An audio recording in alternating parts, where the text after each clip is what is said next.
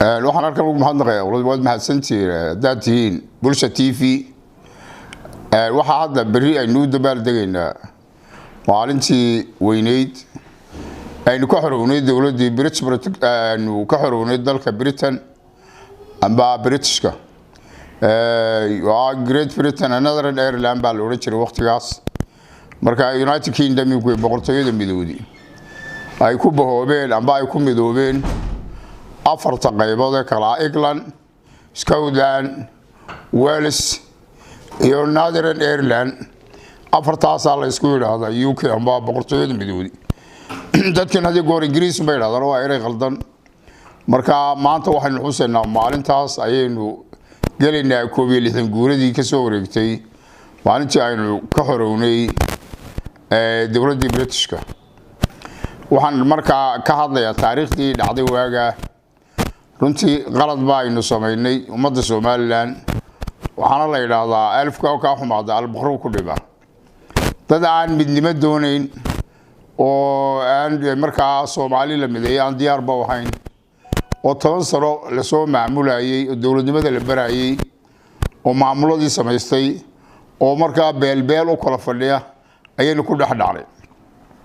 tiraba laba goor baa wafti loo diray midnimo doonayay labadii goor baa ay soo celiyeen baadan cadde wiil war laba qaawan isma qaaday inay tiina dhistaanada teena dhisano markii dambe way joogo ay shuruud soo qortaa leeyahay waxba qoramayna shuruudaa waa ku soo biiray baa leeyahay saaxa la isku raacay ma dhicin la isma raacin saaxa lagu heshiiyay United Somali Republic lagu ansixiyay ma jirin waxa jirtay saax dhinaceen ay seexeen oo markaad akhrisato aad la yaabayso waxa midoobay 6 gobol iyo gobolka waqooyi 6 gobol ee Banaadir Jubbada Hoose Jubbada Dhexe maxaan ku leeyahay Hiiraan Mudug iyo Majeerteeniya 6daas iyo waxa midoobay gobolka waqooyi ayayna inaga dhinaceen seexeen oo afar mas'uul seexeen iyana waxa ma seexin marka qaladka ugu horeeyay kaasoo waxa markii la midoobayay waxa iyagu u diyaar garoobeen wax kasta inay kororsadaan oo dawladii baarlamaankoodu 6 buuha 6 kii xubnood waxay ku darsadeen 30 oo maarto waxay ka dhigteen 90 inagu waxba kuma inaan darsan military ma ilahayn markaas ciidankii militariga police bay lahayn fara badan police-kii waa la qaybiyay military iyo police baa loo qaybiyay waxa ay dalacsiiyeen ciidamadii saraakiishii ayay general ilaa 1000 inta ugu hoysa ay mid walba inta qaadi karayeen ciidamadii militariga police-ka ay siiyeen inana waxba ma inaasi saraakiishiin waxay qorteen 2000 oo ciidan ah 12 Abriil amba maalintii ciidanka xoogga dalka ay u magac dareen 60kii oo markaa aynagu calaynayna qaynay midoobay 2000 oo ciidan ah ayay qorteen waxay u bixiyeen Cali Boobi inana waxba ma inaa qoran maxaan ku ilaahdayay waa adoo dad iska tago baynu hayn waxaana waxa uu sababa khilaaf dhaxdeena ayaa ahaa dhaqan ahaanna waxaynu u leenahay inagu taariikhda markaad eegto inayna joogtay wixii la sameeyo wax walba halka lagaga tago waxa la magacaha la sameeyay xisbiga ugu horeeyay geeska Afrika ama Soomaaliya ka dhasha waxa xisbiga SNS Somali National Society oo burco lagaga dhawaaqay 1931 markii dambe Hargeysa u soo wareegay xaruntiisu khilaaf yar oo dhacay 1945kii 47kii meelahaas ayaa xisbiga ku baabay dib looma soo qaadin 45ka haddana xisbiga SNL ayaa dhashay dib looma soo qaadin isna xamar markii la tagu baabay oo US ay ku beereen Great Somalia iyo SYL ay kala raaceen waxa markaa USB baa la mid ahayd AUF baa la mid ahayd midna ma inaan hayn waxa imaka meesha laga saaray SNL oo dalkan mar labaad xoreysay ayaa iyana siinka ka baxday marka waxa weeyaan markaad eegto culture-keena amba dhaqankeena waxaanu joogtayn karaa way yar tahay dabeecad ahaan wax walba la arkaya dabeedna abdoo bila xisaab halkaas laga dhaqaaqaya marka waxaan leeyahay anigu marka ugu horeysa waxa soo dhaco qalada baartay waxaan u hambalyeynay haddana xor baynu noqonay 5 maalmood baynu dawladda hayn oo dawladda Britishku ay gobonimadiina siisay 26 June ilaa 30kii dal xorayna inuu state of Somaliland baa loo jiray $5 adduunka ayna aqoonsaday way ku jiraan 6 dawlad waaweyn ee veto power kale sida USA USSR oo imika Russia la yiraahdo Britishka UK France iyo China shantaas ku jira waa la aqoonsaday 35 dal ayaa la aqoonsaday ma doonayna baa leeyli xamar baalad shuruud soo qorto shuruud ma qoranayno marka waxay noqotay isdhiibis wixii laga faa'iidana waa la ogaa marka waxa leeyahay wax kasta aatay 10 baynu ku qaadanay waxaan haddana maanta leeyahay hambaliyo ummadda Soomaaliland ee gobonimada qaatay markaas waxaan ku hambaleynayaa xurmada aynu dabaal degayno hambaliyo leeyahay tii aynu ku guuleysano Allah ka dhigo waxaan dib ugu noqonayaa in yar waxa dib loo soo celiyay 1991kii markii Jabaadii oo baysnaa dawladii militariga ahayd ee dalkan aad dhibaatada badan gaadhisay ay rideen inagoo markaa aan xamar markuu bixin Maxamed Siyaad Ali Mahdi Maxamed baa laga dhigay madaxweyne Umar Cartana ra'iisul wasaare Ali Mahdi wuxuu ku dhawaaqay halganku wuxuu ka bilowday gobolada dhexe 6 bilood ka hor dadkeenuna sanado ayuu dulcad iyo maxaan ku raayay baliyeli daroor kama bakor maxaan ku raayay rabadiyo ku ahaa qaxoonti qaxoonti ku ahaa halka ay yaalo Itoobiya iyo adduunku ay gacanta ku ay lagu masruufay maskaxdiisaba kuma jiro waana nin madaxweyne sheeganaya Alla waxaan caawisay Umar Cartan Qaalib Allah u naxariistay oo markaa prime minister ayaa ku dhawaaqay inuu ciidamada qalabka sida haysu dhiibay jabhadaha hubka ku wareejiyay si aan dalku u burburin jabhadaha hubaysan oo wixii waqooyi joogaan SNM ha u dhiibeen hubka ha u dhiibeen ha ku wareejiyeen wixii koonfur joogaan USC iyo SPM marka arintaas si arrin weyn bay hay'ado dalka si nabad ayadoo dagaal ka dhicin ciidamada hubka dhiganayaaceen wixii meelo dagaal ka dhaco isku way jireen laakiin ay kaga baxeen dalka marka waxaan leeyahay dadka mentality-go saatay maskaxdu maantana kala garan la shanta Soomaaliyeed gumaysi bay naqaybay ummadda Soomaaliyeed mid baan nahay war Soomaaliland waxay idin la mid tahay maanta waxay garan karayeen kuwa Kenya haysato ay gidaar ku dhisatay dhulkii dhulkoodii ay dayuurada helicopter duqeynayaan ay Soomaaliya soo fargelay gacanta ku hayaan ayay Soomaaliland la mid tahay kuwa Kenya state-ka Soomaaliyeed ka tiran federaalka Itoobiya ayuu nool mid yahay dawladda Jamhuuriyadda Soomaaliyeed imaka Djibouti Republic of Djibouti ayuu idin la mid yahay intaas ay garan kari laayeen inana qaladkan leenahay waxa weey ummaddu wadanka iyo waa kala laba qofku inuu shaqo tago waad arkaysaa baarlamaankii Soomaaliland oo leeyahay xamar baa laga dooranaya waa aqli aad u qariban bar dadka inta qiimeyn kari la inagu waa wanaagsan dadka shaqada siiyaan wax kasta haadee markay soo shaqeystaa way noo yimaadaan oo nin walba halku guriga ka dhistaa wadanku maalgelin ku sameeyay isagoo maqan waxa uu qaadanayo nin walba gurigiisa ku dhistaa boorama ku dhistaa burca ku dhistaa Hargeysa ku dhistaa Ceergaabo Laas Qaanood nin walba deegaankiisa soo dhistaa marka damana wuxuu oranayaa waan ka imid meeshii waan qaldamay isaamaha ma garan karayaan meelaha ugu waaweyn meelo badan baan haynaa gudoomiyaha guurtida waa nin Soomaaliland u dhashay gol aqalka odayaasha maxaan ku raay maxkamadda sare ninka haysta waa la mid bangiga dhexe ninka haysta waa la mid xukuumadii bay ku jiraan baarlamaan suuqa dad laga qorayo maartay aan cidna metelin ayaa meesha ay masruufaan wax siinayaan taa maalgelin bay inaga inoo tahay oo dadkii halka joogay ay u tarayaan laakiin waxay garan laayeen dalkaasi dal bay leeyihiin faraha ka qaado wadankoodii war wadankiina taga dhaha marka waxaan leeyahay guuliyo gobonimo wixii dambe jira imaka aan xisaabtano laba qodob baan mid ba dawladda Jamhuuriyadda Soomaaliland iyo baarlamaanka cusub imaka la dhaarin doono iyo xukuumadda uu hogaaminayo mudane Muuse Biixi Cabdi talaan soo jeedinaya xukuumadda Soomaaliya ee federaalka ah ee farmaajo madaxweynaha ka ahaan jiray imaka wali aan dawladda u dhisna talaan soo jeedinaya iyo golayaashooda waxaan leeyahay dawladda xukuumadda Jamhuuriyadda Soomaaliland iyo baarlamaanka dhashay Republic of Somaliland may dhalan ay diin May 26 1960 ka baynu xoroon maalintii xornimada qaranka waa 26 Juun maalinta iidaha mutaystay la xusaa waa 26 Juun markii aanu burco joognay waxaanu goynay maalinta qarannimadu inay tahay 26 Juun marka waxaan u soo jeedinayaa madaxweyne Muuse Biixi Cabdi codsina iga ah dal iyo dad bara inoo faa'iido ah haddaynu doonayno xornimada adeetay laynagu taageerayahay xalay waxa daawanay gabar ka tirsan aqalka sare amba House of Lordska Ingiriiska Britishka oo leh Soomaaliland 60 kiiba calansiina 5 dalbaad ayaa aqoonsaday waan kala talinay wayna diideen qalad bay sameeyeen grade qaladkii ugu weynaa bay sameeyeen markay la midoobeen Soomaaliya marka waxaan leedahay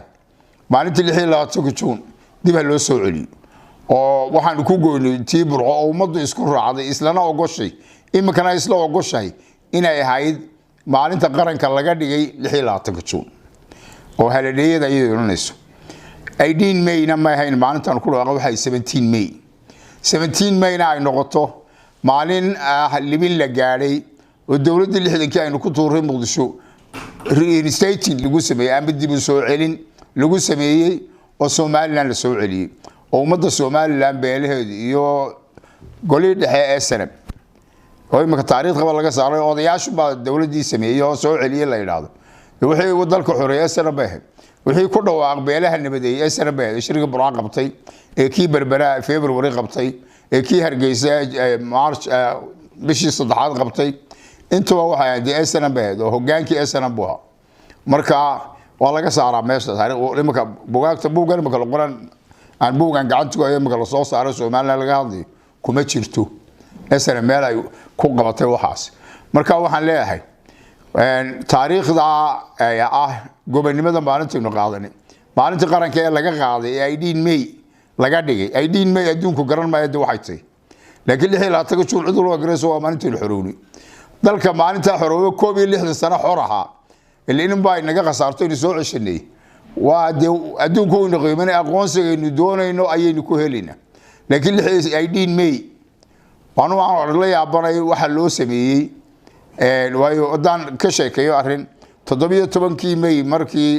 lagu dhawaaqay rag ogol Soomaali inay soo celiyo dalkii rag diidan baa lahayn nin ragii ka mid ah hor fadhiya iyadoo Cabdiraxmaan Axmed Cali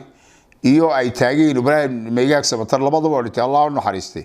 oo Ibrahim go'aanadeedii akhriyayo Cabdiraxmaanna uu taagay markii dambe dadka la hadlo doona burco dhami soo banaan baxday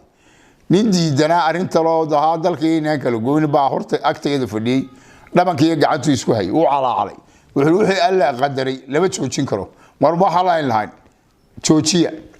wuxuu bal waxaan faalinayaa 17 May inay maalin nasiib la tahay in kale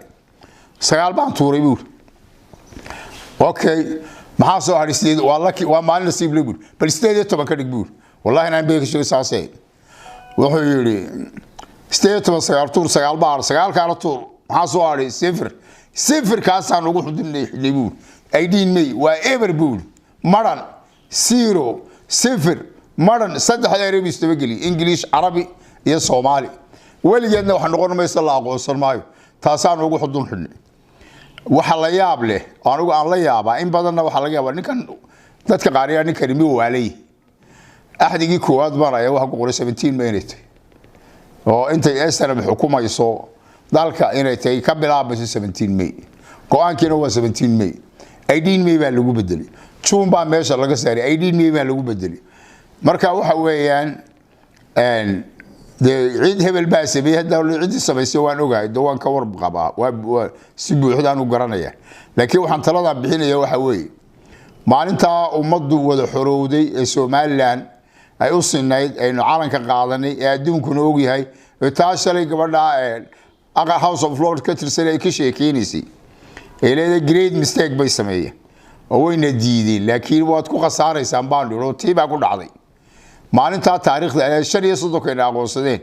gobonimada iyo maalinta la xusiyay Soomaaliland ha lagu soo celiyo madaxweyne iyo baarlamaanba iyo golaha waanid ka codsanaya iyo guurtii intaba qolada kalena waxaan leeyahay Soomaaliya joogto xukuumadda federaalka ee Soomaaliya dawladda imika uma dhisna laakiin dadku uu jooga golayaasha ummaddu way joogtaa war waxaad garataan in Soomaaliland idin mid tahay dee gobolka waqooyi bari ee Ethiopia amba waxaan jeedaa waqooyi bari ee Kenya dhulkii la oran jiray Jubaland markii dambe markii la qaybiyay NFD lix gobol baa saddex Soomaalida laga qaaday Mooyaale Marsabit iyo Siyeelo saddexdan kale loo soo reebay Wajeer iyo Mandheere iyo Gaarisa loo bixiyay NFD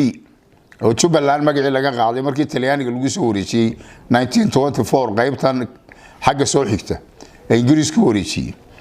ayaa magacii la beddelay NFD baa loo bixiyay markii dambe marka waxa la kuwaas Soomaalidu la midnahay waxaan la midnahay dawladda simanay Somaliland deegaanka Soomaalida ee Ethiopia ka tirsan dawladda wadaaga ee Ethiopia federaalka iyo Jamhuuriyadda Djibouti kuwaas Soomaalidu la midnahay sida kuwa u xishmeynaysan u qadarinaysan de Soomaaliya ummad walaaleynahay Soomaali waa nahay waa jecel betel magac markii la bixin war Jamhuuriyadda maxaan u bixinaa waxa la keenay dhowr magac nin baa yiri Shankaroon dhashay Soomaalida bay dhintay Allah u naxariisto uu dhintaa lagu yiri baashani loo oran jiray Abdurrahman Ahmed Allah u naxariisto wuxuu keenay Sahel State Yusuf Jaad Buraale Allah u naxariisto wuxuu keenay Maaqri State ana laba magac baan ana keenay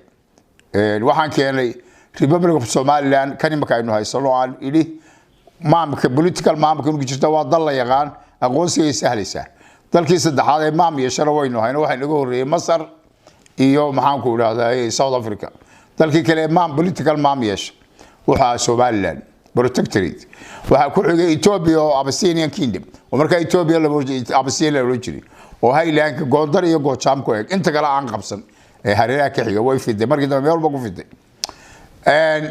Yusuf Jaad Buraale Allah u naxariisto wuxuu keenay Maaqri State marka ana waxaan keenay Republic Somaliland aan la baxro British Protectorate Somaliland ka soo qaatay iyo Republic Somali Puntland marna Soomaalida ka tagi maayeen magaca Soomaaliga marka labadii aan keenay waa 1 iyo 2 isu galay Republic Somaliland Puntland tuugay gashay marka waxaan leeyahay dee dalka waligii maamka kala maamka ahaa ahdigii Afrika ku taagan xuduudkii gumaysiga in sida Afrika loo daayo oo xuduudkii gumaysiga Ingiriisku sameeyay Talyaaniga kala sameysteen iyo maxaan ku raadey iyo Britishku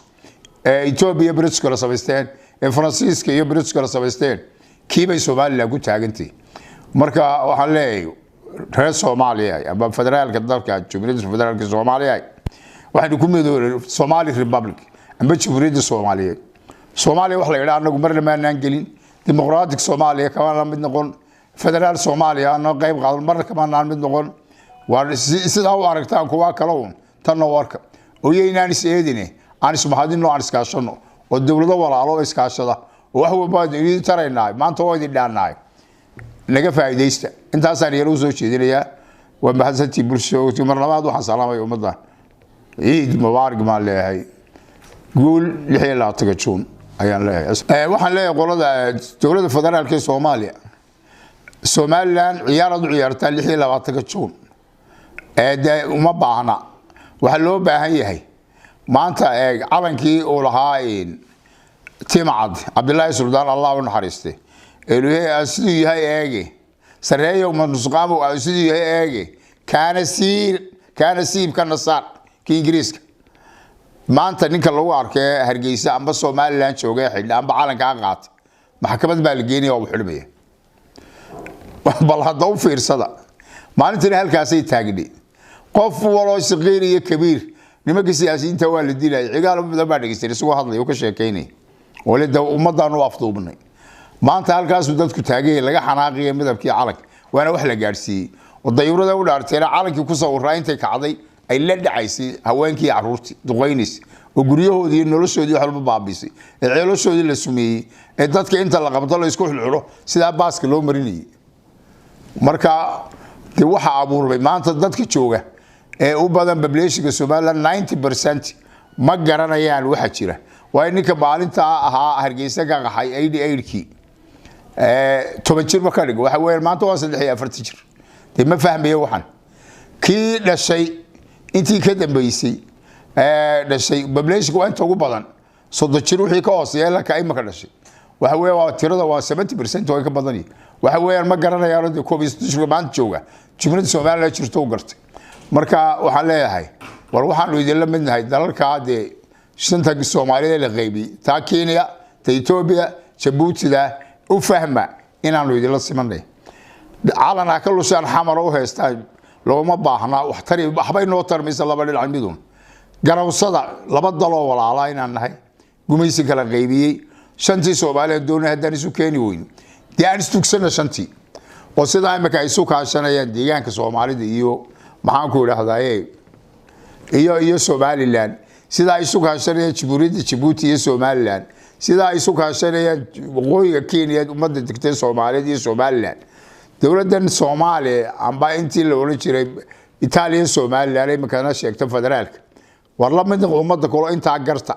oo aan kala faa'iideysano adaawadii xumaantuna ay naga dhaxbaxdo intaas aan leeyahay waxa uu ciyaaray 26 June laakiin garta